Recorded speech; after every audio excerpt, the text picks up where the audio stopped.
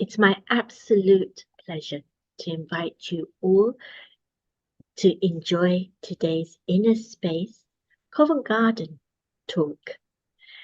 Our talk today is living up to others' expectations. It's not always a negative thing, is it, when someone has an expectation of you being particularly talented and you'll excel. It's almost as if instead of an expectation, it's someone believing in you. Now that is inspiring, supportive. It makes you want to stretch and grow. Expectations are slightly different. It's almost like someone directing how your life or your experience should be. And if we're not living up to others' expectations, we're likely to live our life aligned with our core values and aspirations. If we're living up to other people's expectations, sometimes it can feel like a pressure, right?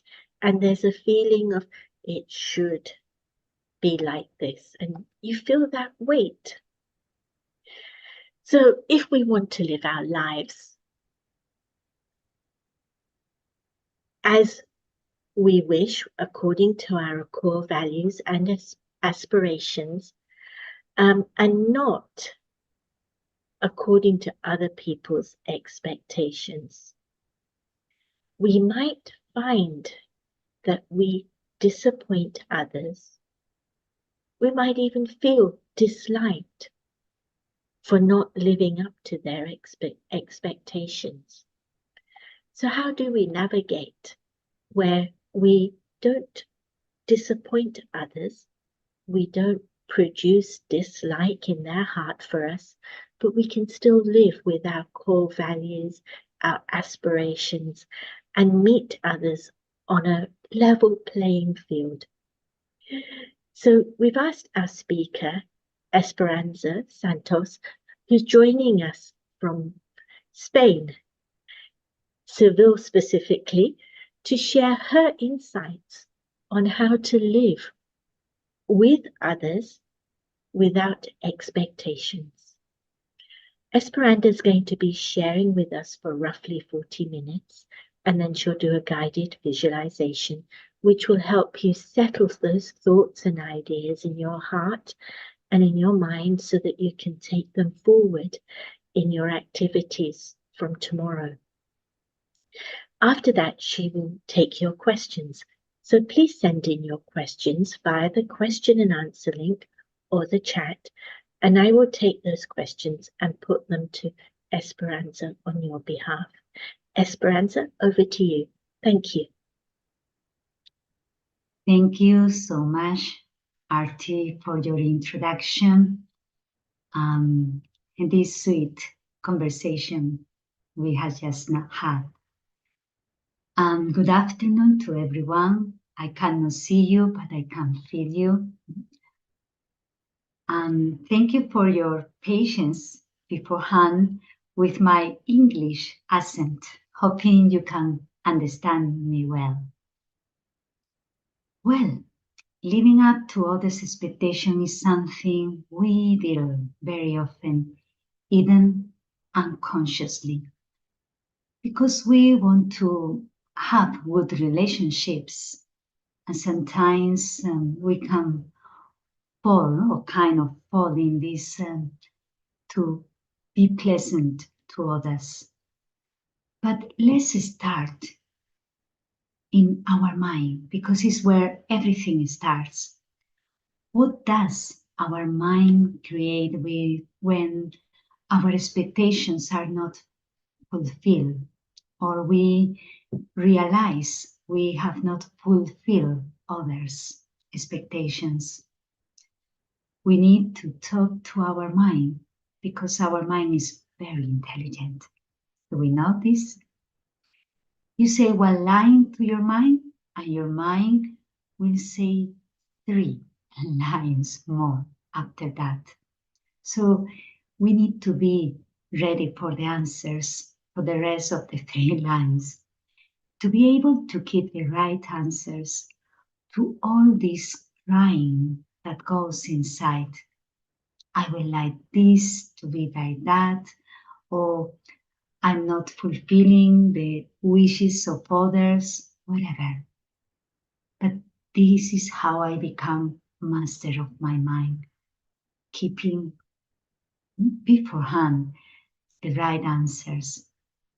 We all develop what we call natural emotions. This is something that happens. These emotions is like, if you change this, then I would do that. But you know, this game takes a lot of energy, and the amount of energy, of effort we invest in requesting people to change. And it's a kind of crying because they don't change. And then we invest very little in our mind to change. But it shouldn't be like that, right? Because something we have to be very clear is that expectations is not equal to love. We should not equate things like love and put labels to people, because it has nothing to do. We cannot say, I love you very much, that's why I want you to be like I want you to be. This is not love, this is expectations. So if we don't change our thoughts, we point our finger outside. It's things like, it is then the cause of my pain. If others support my belief system of a victim, because this is the consciousness that I create, telling things about others, they themselves live as victims. This is not a friendly attitude. So we should take care from whom we ask advice for. It's also good to check our thoughts to be happier. Do we want to be happier? To be happy in my thoughts and to know I have the choice. So, for example, choose a situation today that disturbs you. And sometimes that disturbance comes from any expectations about anyone, or you feel the level of others' expectations in you is quite high. So that creates a disturbance. So what is the thought that you create in that situation? Change the thought. The thought is the answer to the questions that my mind asks. And when we listen, we exercise and we practice spiritual knowledge that we can hear in talks like this, and read in books that really make us move forward in spirituality. And we meditate that help us to the right way of thinking, of feeling, and create a right nature. We need to be very clear that expectations that I can have for others make me very sensitive. It's like too attached to myself. And do you know how we call that? We call that arrogance. Sometimes it can be in that way, the ego, I feel superior. Sometimes I feel nothing, I feel inferior, but it's also ego. One needs to be treated in a particular way. One feels rejected, and there are so many misunderstandings. So I need to go beyond these kind of conflicts of my personality with others. And there is one quality that helps me with that, and that is humility. But humility starts with self-respect, self-esteem, self-confidence, whatever you want to call it, is that kind of vision to myself in a different way. I respect myself and I need to research and change instead of expecting others to change. Just have something very clear. If I don't value myself, none will do it. None will do it. I don't only need to understand things because sometimes our intellect is very sharp. We understand things, we analyze very well. We have a lot of knowledge about how this should be, but I need also silence to connect and to disconnect. Disconnect from any bad feeling of my vision towards others, for example, or from a bad vision that someone can have to me. So we need to do this research inside.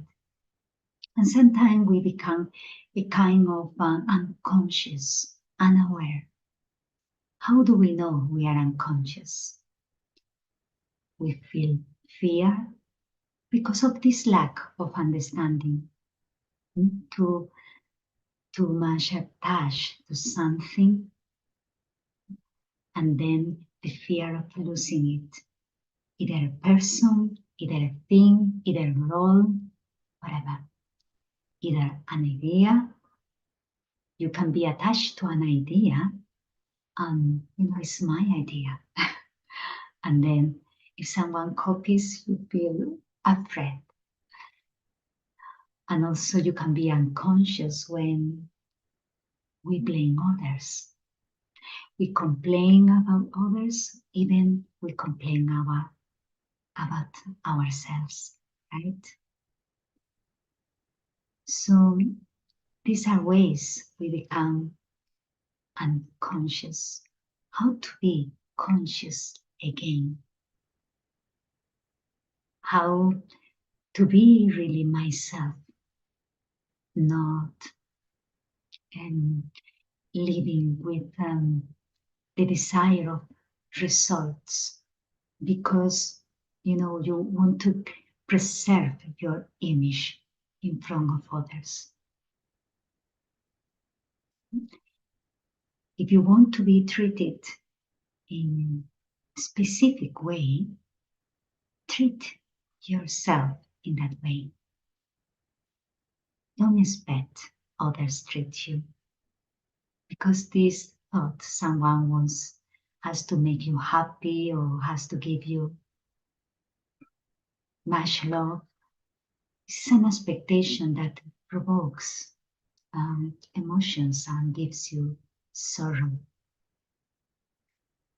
Someone who is sincere won't have any expectations. She will accept you as you are. That one will be very genuine and patient, not with the hammer.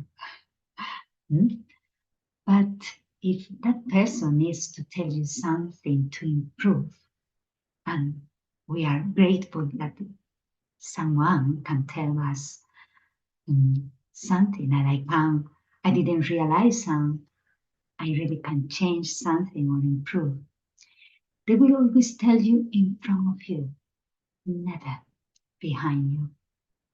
So even though I can't react, I will be grateful. We also need to understand that the cause of our irritation and anger in a grosser way is also expectations. So definitely it's not something good. Because when I have the thought, it should be like this, and I have these desires about others' behaviors or any result, it leads to things that drain our energy. Like, for example, comparing. Expectations lead to comparing. Why? Because I have not enough self-trust. And maybe I would like to be someone else. In any type of relationship and any communication, we need to listen to the other. If I start to compare myself with anyone, then I would get into this spinning of feeling worse, feeling superior, as we said before, or feeling inferior. And that is a great waste of energy. We can also lead to judgment, and we judge a lot. Although we hear judging is not a good thing, but I have to really check that I am not doing it so subtle. It's a habit. I need to remain clear, clean, light. Let life take care of things. Do I trust to such extent? And the best thing for me to do is to have good wishes. As I was saying before, whilst climbing to the hill or walking in my solitude, this practice of having good wishes to the whole city, not only is the buildings, is the people that live in the city. I don't know them, wherever they are, but if someone is having a bad time, a bad moment, a bad situation, let me have good wishes. Because these good wishes will protect me from the influence of my own negative judgments. Once I judge negatively, then I just get stuck in weaknesses of whoever or whatever. Because I see the weaknesses of others very quickly when I am very judgmental, right? Also, I need to be aware that expectations lead me to expansion. Expansions of what type? Of thoughts, of words I speak more than I should, of actions overdoing. We are. It's like try to convince others, argue, take interest in useless things, and we go and go on and on about things which sometimes can be very useless. So a good slogan, if you want to practice also, is past is past. And I put a full stop. When there is expansion, there is a loss of inner power. You can recognize this, right? It is okay if I know what I'm doing, then I can expand and say things, but then I have to return. So I do something, I express myself, I expand, but then I go back. I return to my essence. I go out and I return. I don't go out and I stay out. Very important. So to watch if my thoughts and my emotions are in a state of expansion, because then there is a lot of distractions, attractions, and many things that really rest the energy. If I realize they are then I have to bring them into essence when all those thoughts and emotions going into expansion. So this is a matter of personal observation. I have to create a little laboratory inside myself where I'm observing this. So doing this exercise of observation, there is definitely going to be a positive and uplifting result. Just for yourself, there is a feeling of I'm learning, I'm gaining, and I'm going forward. It's not that it will make me feel heavy or hard. And that happens when I am living up to others' expectations. But when I'm learning in that kind of exercise of personal observation, that doesn't happen. When I'm serving, it will make me feel very light and happy, content with myself. Because when you do, true effort makes you feel happy with yourself. There is never a guilty feeling or a feeling of failure. I'm feeling that then somehow I'm doing wrong. It's not like that. It's important to learn and put a full stop. Judging, criticizing, feeling guilty, and expanding drain my energy. So just to see if I'm doing this and stop it with no excuses. Very, very important. Also, we should remember that expectations lead me to reactions. We react to the unexpected. Why? This was not in the program. This was not expected.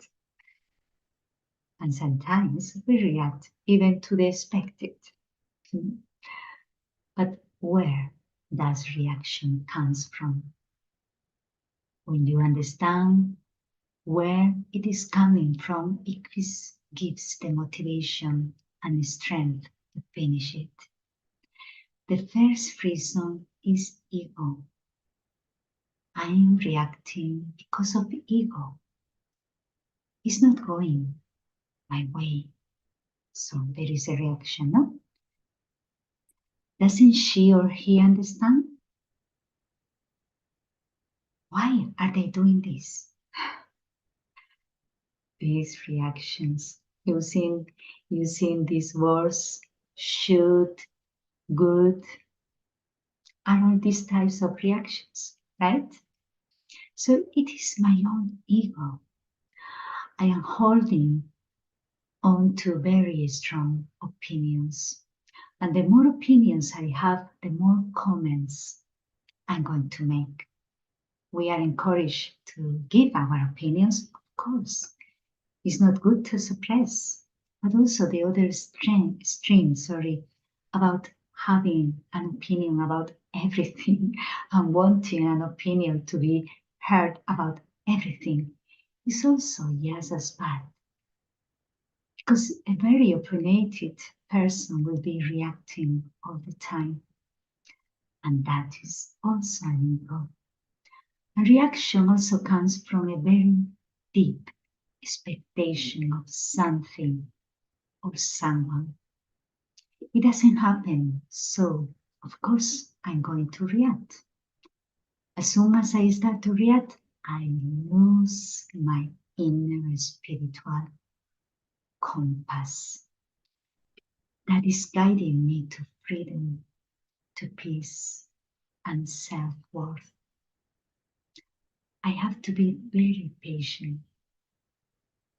Patience with life. Life has its own lessons. Whether you like it or not, they will come. So we say, why isn't life working this way? Why doesn't this person do that? Once I start to think like those things, I lose my stability. And once I lose my stability, then this positive energy runs out. So, what are some practical ways that I can stop these wrong influences and expectations? First of all, I need to recognize that I'm being influenced, any kind of negative influence. That is why it's good to have good company. As I said before, good company will tell you the things with the best aim, with the best intention for you to progress, not because of jealousy or anything like that. Never. But with good company, we learn quicker and faster.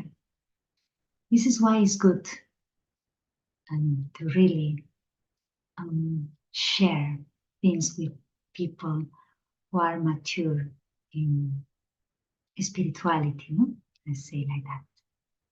Sometimes I cannot recognize I'm being influenced by something. We can be influenced by our senses, by my eyes can deceive me, my ears too, my tongue. We can be influenced by our past or the past of others and by our desires. And one of the reasons I lose balance is because I am caught up in something or some people on some situation. Usually the reason I am caught up is in something is because there is some desire.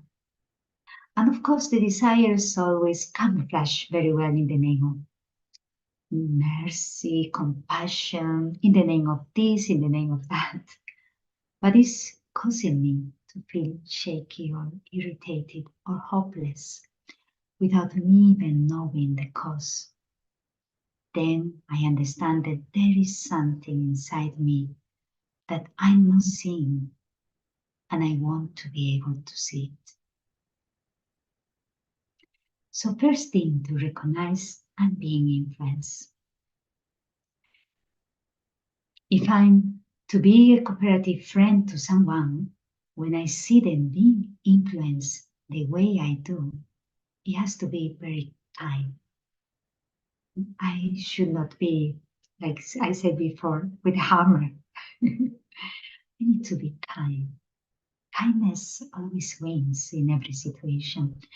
Kindness is even more powerful than love as first step. If I can treat me kindly, treat myself in a kind way, and treat others kindly, things can shift. I can shift being influenced, and I can help another not being influenced. But if I'm like a bulldozer or like a gorilla shaking others, it's because I'm irritated. It has nothing to do with trying to be cooperative in helping the other person. It's simply my own irritation. And again, guess what is this? That is ego. So, recognition, also decision, and also willpower. This will keep me free from repeating or recurring bad influence that lead me to expectations. How do we develop recognition? To be able to recognize something that is a deception, humility, as we mentioned before. What is humility?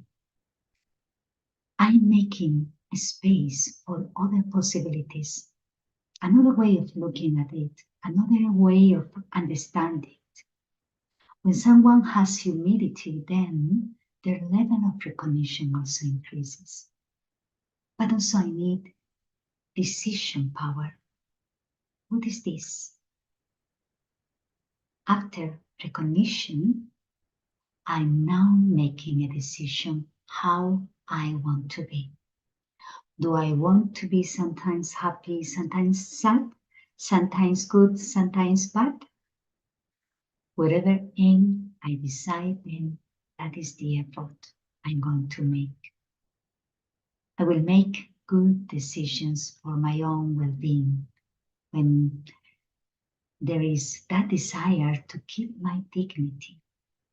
Very important. That concern for dignity and self-respect, self-esteem. That will help me to make clear and right decisions. When I'm being influenced by the right things, whether it is God, a divine influence, or even spiritual knowledge, wherever it may be, because I know that is going to create well-being, whether it is for me or for others. So once I have made that decision, I need willpower to put this decision into action. And what maintains willpower? I will ask you. In the beginning, you may have willpower, but then after a while, it starts to disappear a bit, right? People who have a lot of spiritual power have a great spirit of generosity. And we mentioned at the beginning that nature is generous by nature, very generous. So when there is that spiritual strength, fortress, that spirit of generosity is there. They will be generous to themselves and to others because this generosity maintains that spiritual power. If I don't change properly and come under any wrong influence, then I'm not going to benefit anyone, and I won't be able to benefit myself either. I recognize that. So I need this willpower. And another thing that is going to keep me under the right influence is my daily alignment, daily practice.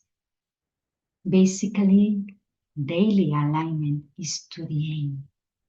If I meditate every day, for example, and I put my timetable, my aim is, I don't know, to be more peaceful, or I'm aiming for freedom, or I'm aiming to be sweeter or more humble or more communicative with the divine, whatever it is. I'm observing and I'm practicing both. So when I align myself to my aim, then it's going to create a lot of quality in my life. Like this second silence practice I mentioned at the beginning. Just stop, a break, a breath, a second, a thought. I am still. It helps me to take time out, moments of inner reflection, moments of silence, silent drops, let's say, seconds here, seconds there, moments of solitude to be with myself, of introspection, just to be still, to be quiet, stop thinking about work, about effort, about this one, about that one, and just to be still. For that, I need to take time out daily. In that stillness, when I move away from those external influences, it's not that influences are always negative. Of course not. I have to express, I have to act in the external. This is a necessity. But to be able to step away from it and becoming very still is something that will empower me. So I need to really take this time out. And maybe it's the time for that. Time for yourself. Remember, when you have these moments for yourself, you're also contributing with everything that is around you, creating an atmosphere, a peaceful atmosphere, but also you are absorbing from the source of divine energy. Source is spiritual, source of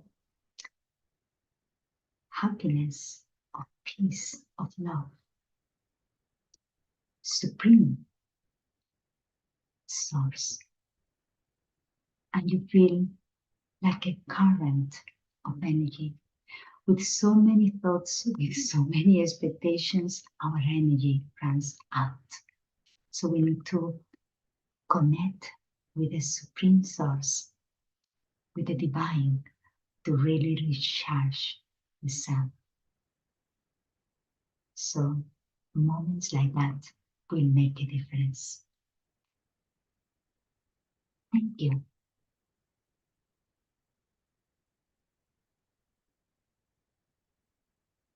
Maybe it's time to have some moments of meditation.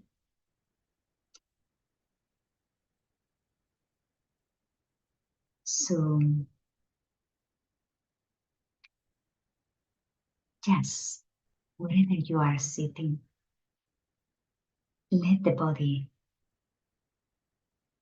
sit comfortable and feel it relaxing. And once the body is comfortable, the mind can be set free. Take your mind inside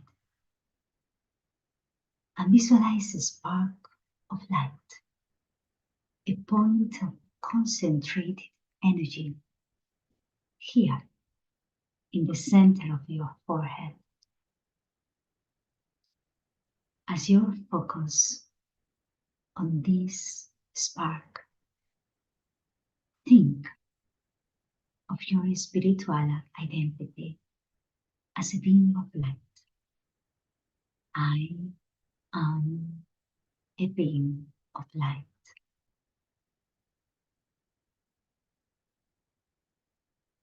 Repeat softly to yourself, I am a being of light. Maintain this awareness and imagine the light shining and rays of peace around all the atmosphere around you, even your city, even your country, even the world.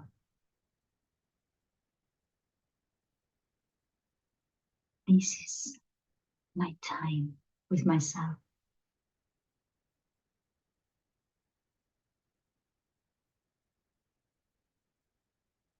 If I stop for a second, step into silence and concentrate, my thought can take me beyond time and link me to a new reality, the real self.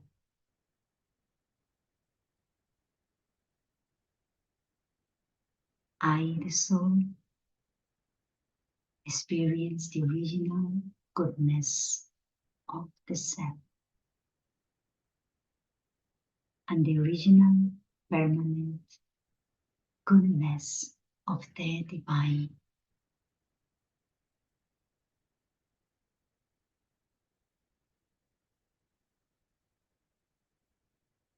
This 1 second of time, when coupled with the one concentrate thought, recharge and rejuvenates me at the level of being. So any kind of tension, burden, stress, or any form of negativity dissolves.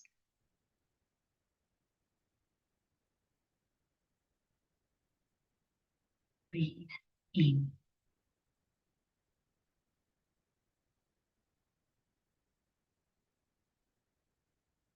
I feel the qualities of my spirit are blowing, and thoughts of joy and serenity glide through my mind, through all my being. I remain here in the fullness of this consciousness, release from any other thought.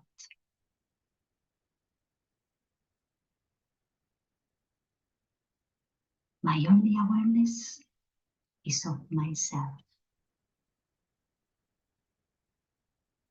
as a being of completeness.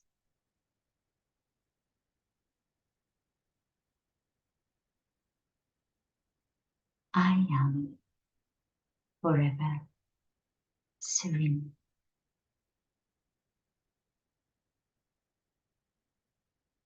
Silence, serenity, quietness. This is the miracle that even a second of time can bring. In this moment of silence, clarity comes to me, and I know what is meaningful and what is unnecessary.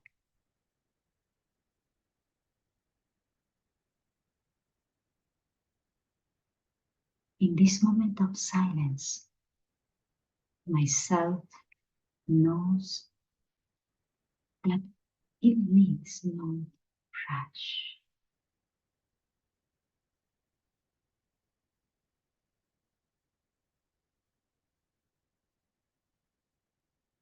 In this moment of silence, my senses let go all that is superficial.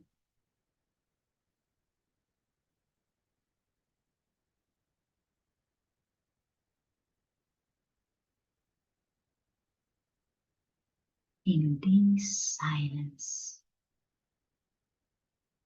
myself connects to my original primary state of being and of knowing.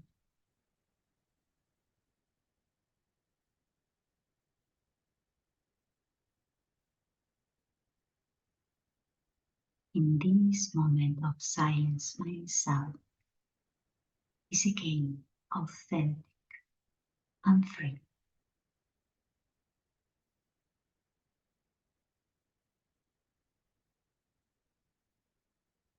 My soul moves back on track.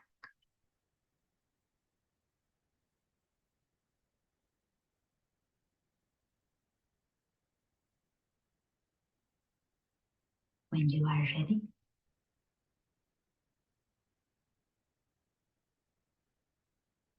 back to the reality of the world around you with your eyes open, soft smile, but continue to be aware of the light that is always shining within you.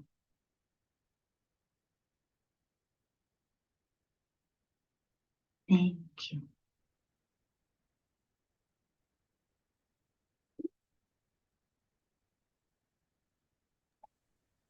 Thank you so much for your sharing, but also for the meditation and taking us into that serenity and stillness. That was very beautiful. There are a few questions that have come in, so let me start. My family keep trying to tell me what to do and keep finding out how I am all the time and telling me to be careful, etc. This creates a level of anxiety in me. They like me living by their rules and values, even though I am an adult. Any advice, please? This is the situation we have to pass in some families when, even being adults, we are with our families. You know, it's a habit. For example, parents are parents all their life, but they haven't realized that the children have grown up. So sometimes don't take the burden of their expressions, but see the care behind. Instead of seeing that they are like going into your space, they are doing the best they can, and they are doing it with care and love, but they don't know how to do it in a better way. So, knowing that, I don't take the burden and the sorrow from their attitude, but I can be beyond their attitude, knowing that that is their role to express their care in that way. But I don't take it into my head. You are yourself, even though others will tell you this and that. But you are really need to sit with your own self and ask, what do I really want? Which direction I want to take? And then challenge will come. It will come to all of us. It's part of the journey, is part of the transformation that, yes, will make me stronger, more stable. Don't check.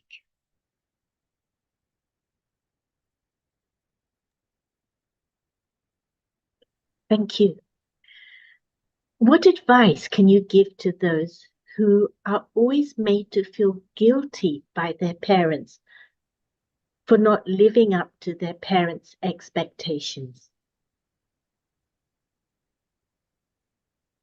Again, parents have their expectations because they think they are giving the best they can give, and they think this is going to be the best for the children.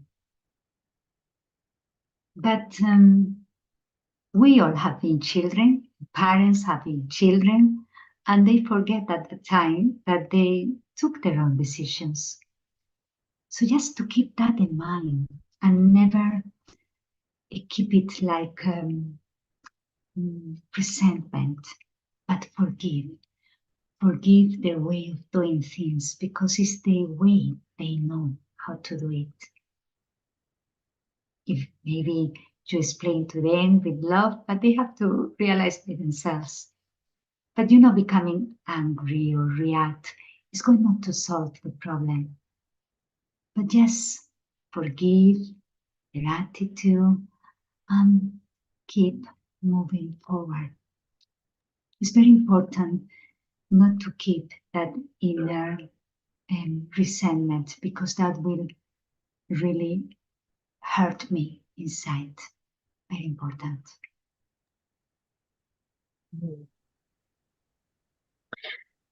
Next question. Are you in danger of turning a blind eye to people or situations that aren't good for you if you live by the concept of letting go of control? I didn't understand the beginning. Can you repeat? If you turn a blind eye, if you don't acknowledge a person or situation isn't good for you, if you live by this concept of letting go of control. Mm-hmm. Sometimes, yes, we can deceive ourselves.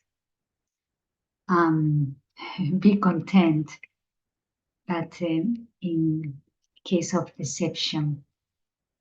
But when we use the word control, just use it to control.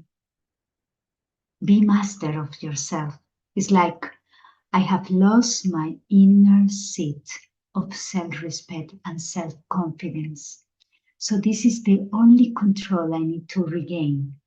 The reins of my mind, the reins of my decision power, the reins of my tendencies, of my habits. This is the control, not controlling anyone or. And when I see that emotions, some tendencies, weaknesses are controlling me, then I need to practice with meditation, sitting in my inner seat of self-respect. This is a practice. It's just a practice talking to yourself with governing, no? Is it? Controlling here. Is this situation, is this weakness, or is me, the self? And then you start to train yourself.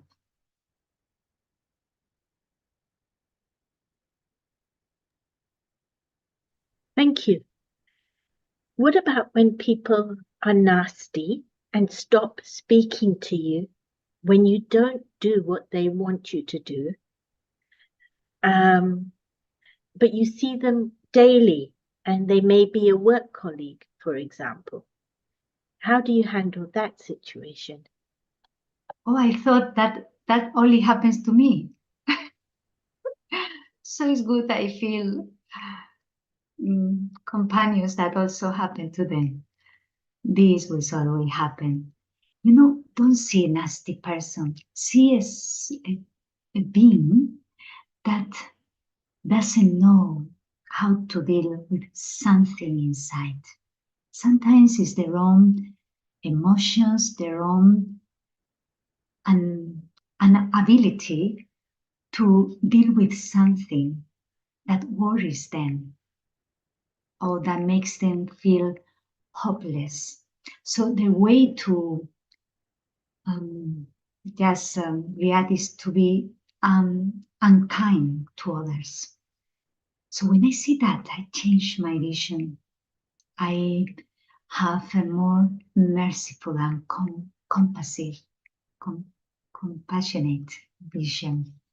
My eyes are more kind and forgive. So I see that person every day, and when they put bad face, I remain stable and have good wishes. You are good.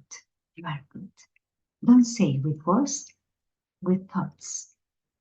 So the energy is contrasting and changing their own world that can be really a mess. 99% is nothing against you. Is with themselves. So you will change your vision.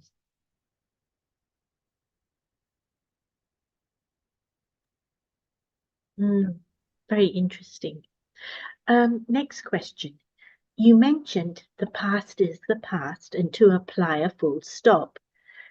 But what if you feel there is still some learning there in that situation for you to learn from? Learning is different because learning always makes you grow. Like learning makes you experience, and that gives you inner power, as we were saying. So you take the past as a piece of experience, not be anchored in the past. That creates a bondage. So as an experience to learn from now on is okay.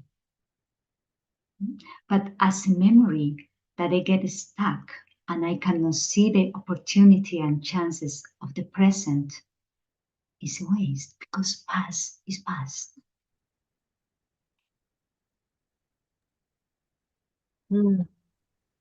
You spoke about in your talk, you mentioned learning, gaining, moving forward.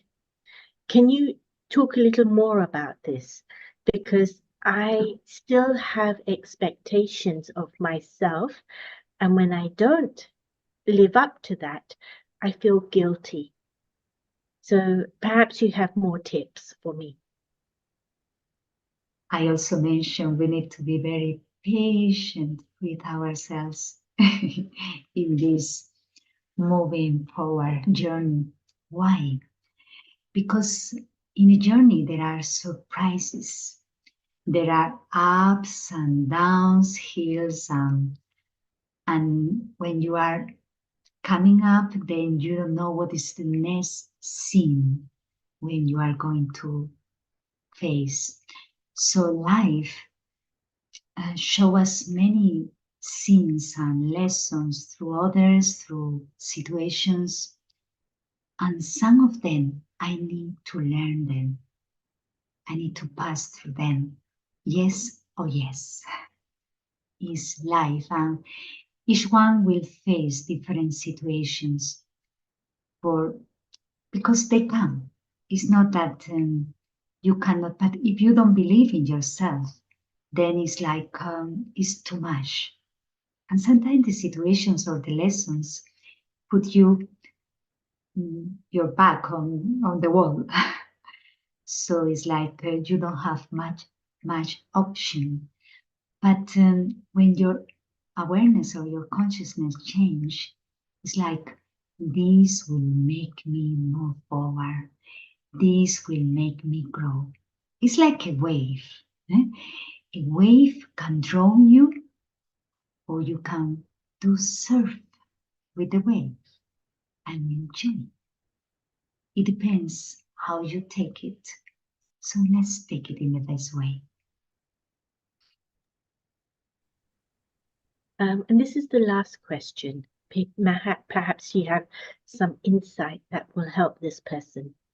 They are separated from their mother because of the way she treated them, but they've also separated from their adult children because of the stories that their mother told her grandchildren. And this person now feels that they haven't lived up to the expectations, not just of their mother, but also of their adult children. And as a result, feels very lonely and sad. It's not an easy situation. If a situation like that can lead you to reflect in a different way. You can feel very lonely, or you can take this situation to go and know yourself better and find some treasures maybe you will never find in other situations, because now the situation makes you stop and look inside in a different way. So take this moment in your life as a lesson to grow internally, to make yourself more compassionate to yourself, no matter what has happened behind in the past. Now it is a new beginning, and I need to find within myself something very precious that the meditation will help me to find. But also, those moments that I feel very lonely, very distressed, just have the thought, I am never alone. I am never alone. There is a companion, there is a source which is invisible, but is very true, who is with me. Call it Father, Divine, Supreme Soul, whatever, but feel the closeness of His company. He will never let you alone, and you will feel always that someone is listening to you and helping you. But the courage, the step of courage one has to give is coming out of that hole and have different thoughts.